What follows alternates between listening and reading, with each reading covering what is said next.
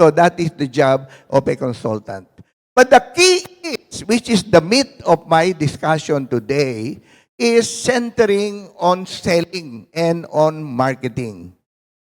So I am the dean of a college of real estate management in the Philippines. I always ask my students, what does it take to be a broker? What does it take to be an agent? What will you do if you are? How can you sell? How can you find the right buyer? Huh? That is a simple question that was assigned to me by my good friend Dr. Sopon yesterday. So I immediately tried to bumble my mind and see what can I do.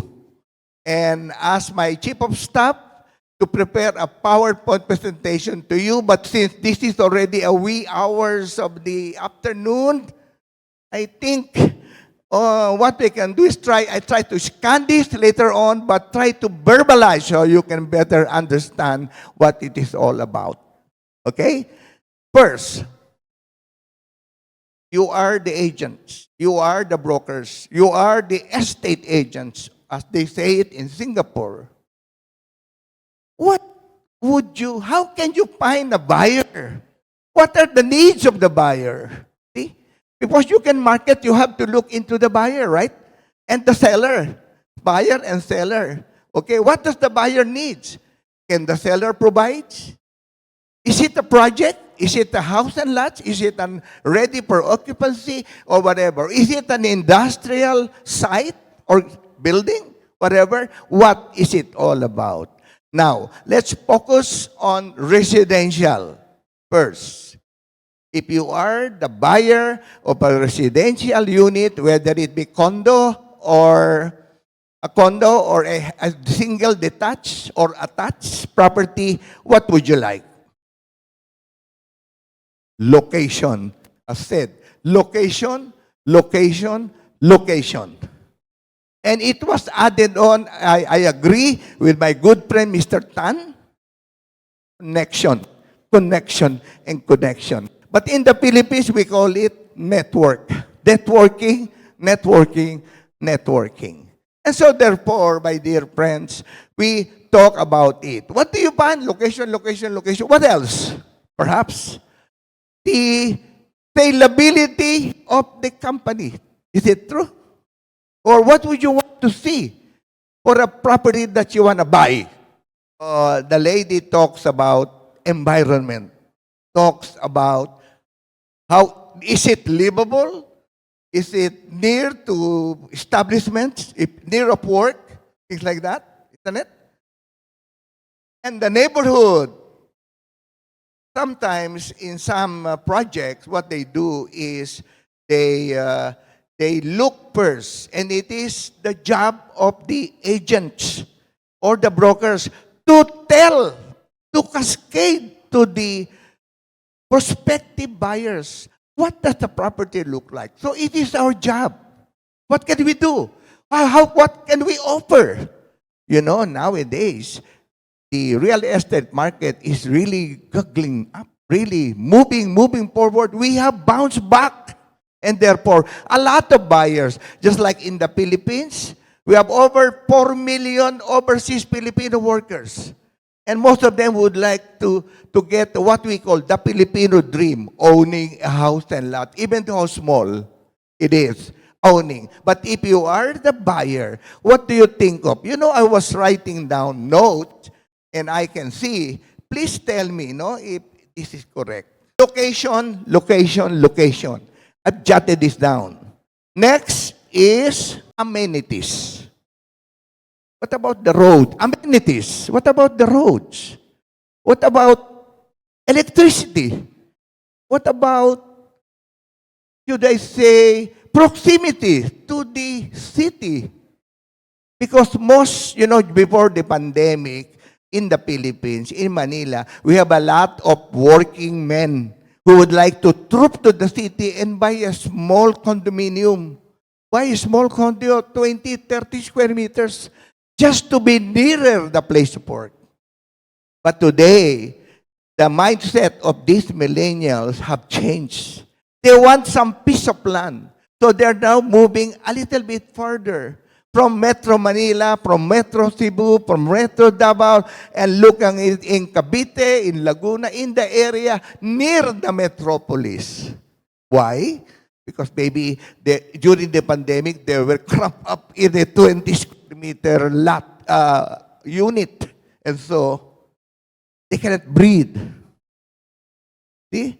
Okay, look, the amenities like condominium, for example, elevator, laundry, cleaning, grocery, or whatever. So that's one thing that they look at. But one important thing that I have jotted down is the price. Madam, price. Are you worried about the price? Affordable and reasonable pricing. You know, developers, what they do when they try to conduct research on a particular property, they check on the competitor. How much is that competitor selling that property, that unit? And then you do a little bit of pencil pushing. You want to be, number one, competitive. You want to be sellable. You want to be one among the best among the others competitors, isn't it? So that's what you do.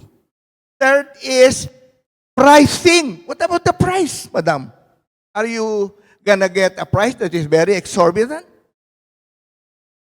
The price should, you know, if I get the property that is more than value of the price, mean that I'm win.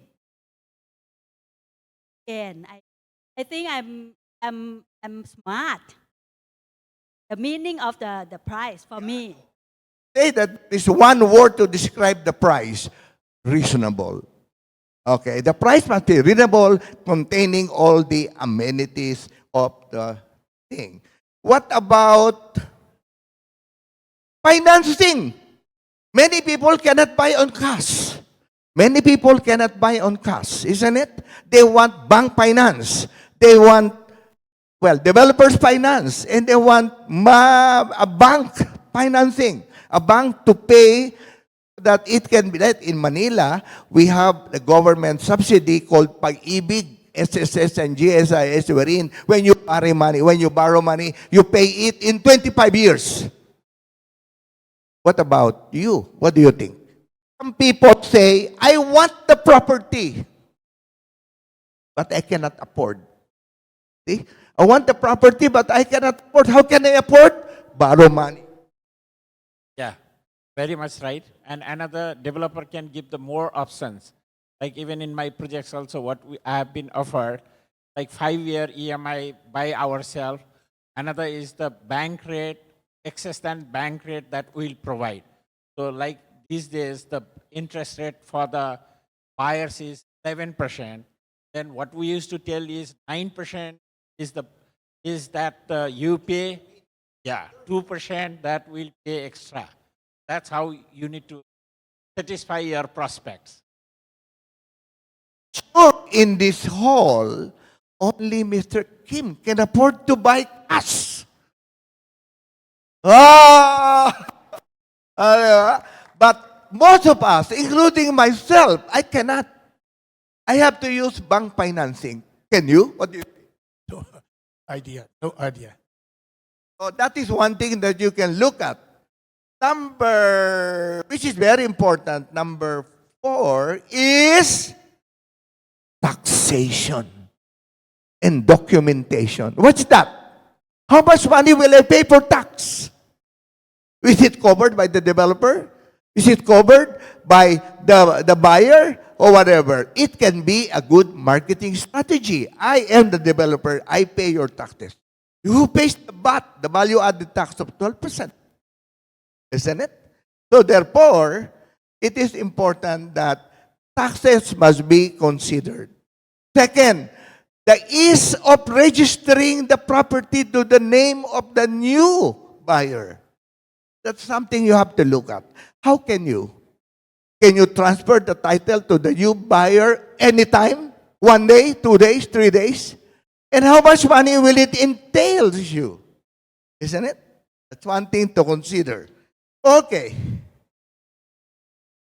And very important is the reputation of the developer. Is the developer known to be delivering the goods on time? Does the developer say, in the Philippines, before you can develop, you have to have a license to sell from government. But some, of course, in some provinces, they can do it without. But they are illegal, things like that. But if you are able to be crawled by this kind of people, what will you do? See? So therefore, it is important that you look at the reputation of the developer. See? Or if it's the ordinary direct seller, get the title, get the tax declaration and all the documents, and verify. Verify with government offices. I will talk about the title. Verify with the registry of deeds whether that title is genuine or that title is okay. You have to look at it. Very important. Then the agent can now easily offer. But if you are a buyer and if you are a seller, you have to look at this. Now, you are an agent. Can you just sell a property? You cannot. You have to be authorized by the seller to sell his property. And that is included in what you call ATS. And that is the authority to sell from the seller to the agent saying, oh, agent, I give you this authority to sell my property in 6 months' time. For example, or even more. See, there are so many things that I discuss in class, in my real estate management class, that I cannot say it now because of the constraint of time. However, I say that we probably can do it another time. Okay. Now, then we look at some other very important political in a particular location in the Philippines. For example, the mayor or the governor is not friendly to the developers. It will take him so many months to be able to get a license to sell the property. It is important that you get your license to sell before you can offer the property for sale to the public. And the public, most importantly, must be protected. Must be protected. Isn't it? All right. So therefore, I'm going back to my question. What do you need? What do you have in mind before you sell, before you buy a property? Now, we talk about the developer, good price, good product, good amenities. What about the buyer? You are the buyer. You are the buyer. What do you think? What do you need other than this? And these are things that I would like you to ponder. I would like you to check. I would like you to really take a serious look. Because as an agent, we cannot just sell. This is the property, buy it. Cannot.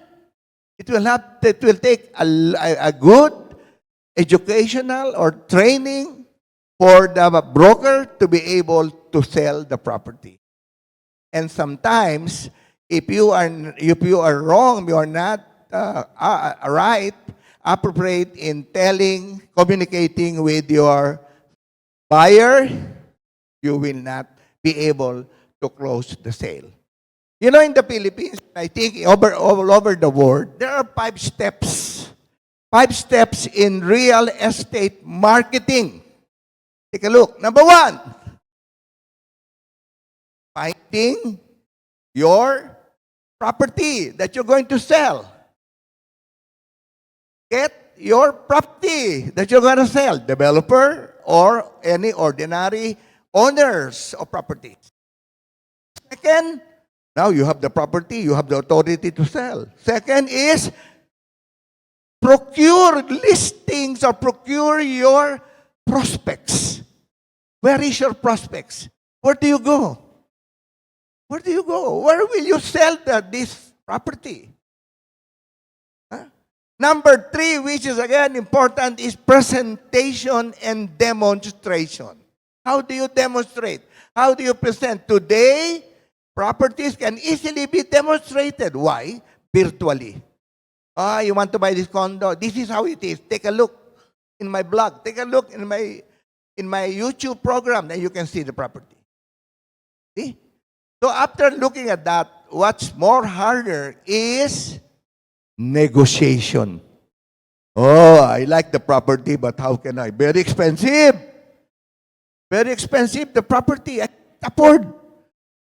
Then you as a broker can find ways and means to be able to convince the buyer that you can afford. This is what we do. This down payment, blah, blah, blah. And then this is financing. You know, in the Philippines, most of the developers, if you cannot afford a 20% down payment, it can be on installment. You pay 15,000, 20,000 pesos in the Philippines, or how much in baht? Then, the balance of your down payment is spread over 1 year or spread over 2 years. Then you can pay. After that, that is the time that the transaction, after paying the down payment, and the developer is okay with you, and you have an approved credit already with the banks, you can move in. You can move in to the condominium. Negotiation. But what is important, again, very important, is closing. Okay pala. It's okay. Let me close it now. Closing techniques are done. When you talk to the client, when you talk to the buyer, the buyer is already buying, but when you talk to him, I'll think about it again. Isn't it? Isn't it? So, when the buyer said, okay, I want to buy, but when you tell the buyers about the terms and conditions, the buyer will say, I think I cannot afford. I'll try to look at it again. How can you now convince the buyer to really sign the contract? It's a subject of another literature. Anyway, so again, and the last of which is close the sale and get your hard-earned commission after registering the title to the name of the new owner. But how do you find the buyer? The buyer can be found in so many ways, which is the subject of my discussion today. I said I want to speak already. But anyway, let me just look at this. Okay, target, not yet. Okay, again. All right. Please, next. Okay, now I have explained the importance of finding the right buyers. Next. And finding the right buyers takes a lot of time because you have to do it a little bit more than what is supposed to be diligence to be done. Next. Anyway, I think you're going to be furnished with a copy of this presentation, no? So I don't have to really elucidate much more on this. Know your property. Know the details of your property. Tax declaration, title, everything must be known. And there should be a comprehensive understanding of your property, evaluation of the property, so that it is ready for transfer. After payment, it is alienable or transferable. Next. Next. Okay. Now, this is most important, guys. Define your target market. What is your target market? Is it first-time home buyer? Is it move-up buyer because they sell their property? Is it empty nester, which is an older couple who would want to, whose children are already out of their wings and they want to move out? You know, if new parents, they want a big house because the children are growing. But children are already grown up. What would you do with a big house? I know of a lot of people who live in Ayala, Alabang, big houses. But when the children got married already, they feel emptiness. Big house, no children, nobody in there. So they sold the property and they move up to another property with the amenities in a condominium, say smaller units. Now, investor, ayan. There's so many who are looking for investment in the Philippines, in Asia, and those that can be converted in a matter of time. And luxury buyer, high net worth individual or family seeking upscale properties. If I invest, for example, I want to invest more in a big property. And of course, vacation home buyer, which I think my good friend Andy is now selling it. In Tanawan, Batangas, which is outside the Taal Volcano Lake. Next. Okay. Now, look at your market. Look at your work and see how the market would look like, how mobile the market is. Okay? So, next. Okay. So, this is very important, which I would suggest that in order to facilitate your marketing prowess, use online platforms. Online platforms have revolutionized the way real estate professionals find buyers and promote properties. Online platforms provide access to a vast and diverse audience. You can reach out to potential buyers from different geographic locations. I want to buy a property in Davao. How can I do it? Look at it online. Compared to traditional marketing methodology, online advertising and promotion are often more cost-effective. You can allocate your budget more efficiently and track the performance of your campaign. There is a boosting of the property in real time, making it easier to adjust your strategies as needed. You know, in the Philippines, online marketing is very prominent. And at a particular point in time, if you still need more clients, more inquiries, boost it. Boost your online market. Yes, next. Well, network with other real estate professionals. As Mr. Stan has said, location, connection. When you network with other real estate professionals, connection. You are now all my connections. You are now all my networks. You can call on me anytime. We can do, I can't leave myself. I have a listing from New Jersey. I have a listing from San Diego. Global. But how can I get it? Through professional organization like FIABCI World. I was just in Indonesia 2 weeks ago, where I also spoke on how to entice foreign buyers to the Philippines. But connection is very important. Network is very important. And I would leave it up to you that networking is the key to success in real estate business. Next. Next. Because networking allows you to get a wider range of the market.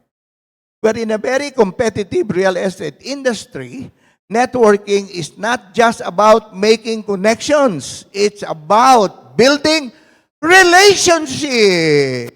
Now, I've been talking to Mr. Wang, Mr. Lim, saying that, we are all training providers in all over Asia. I can pinpoint 3 or 4 or 5 people who are in training. And one of the key factors that agents to become successful is to get the right training, isn't it? Train, develop, and sell. Right? So therefore, there is, perhaps an idea or concept that why don't we training providers put our resources together so we can have a common ideas and concepts about how training can be done in Asia Pacific area. Asia Pacific region. And I think that is why I have told my guru, Dr. Supon, that perhaps we can look at it. Now we have formerly Arena. You remember, Mr. Kim? Arena. Right? Arena. But Arena becomes Harina.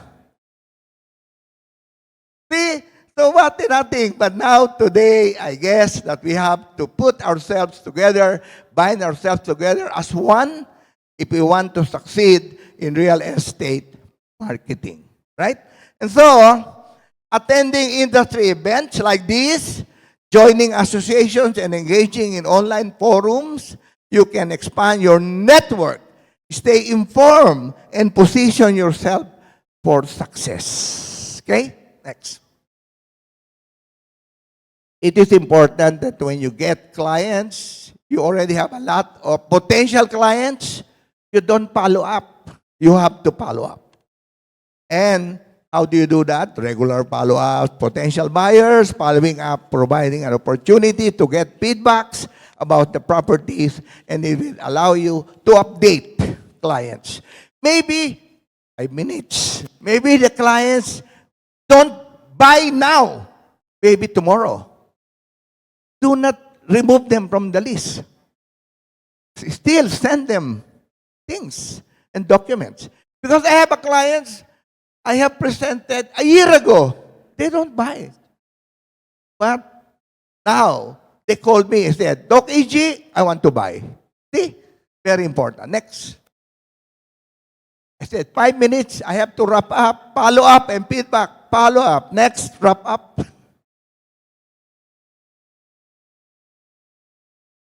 Okay. Now, we are now in conclusion. I am on time. Conclusion.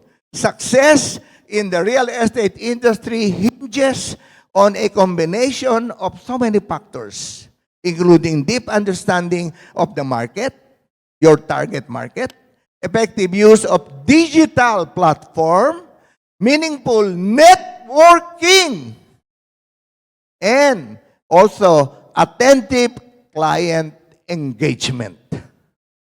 By embracing these principles, we can navigate the complexities of the industry and connect with the right clients and ultimately thrive in our careers. Don't you think so?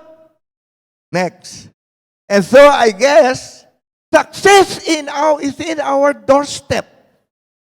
Explore. Network. Go get it. Good luck to all of you. Thank you so much.